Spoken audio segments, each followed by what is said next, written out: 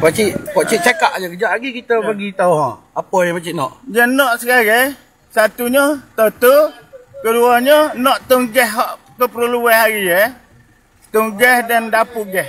Nah. Rumah ada berapa? Rumah sudah ada 2 ni tinggalnya. Yang serumahnya 23 buah rumah hancur. Tinggal 2 buah rumah. Berartinya 21 hancur. 21 hancur. Kalau ada pun semua tak boleh naik lah. Hancur lah. Bila hancur lah. Lepas tu air liling.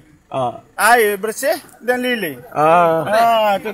Dan juga boleh Allahu akbar.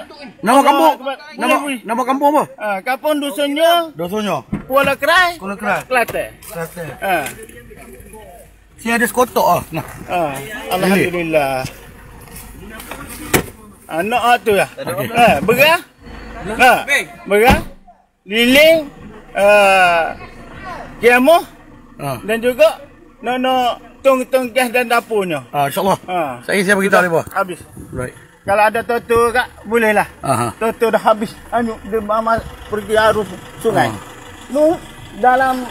Dalamnya air, tinggi air. Ada peti sejuk di atas pokok. Peti sejuk di atas pokok? Peti sejuk atas pokok.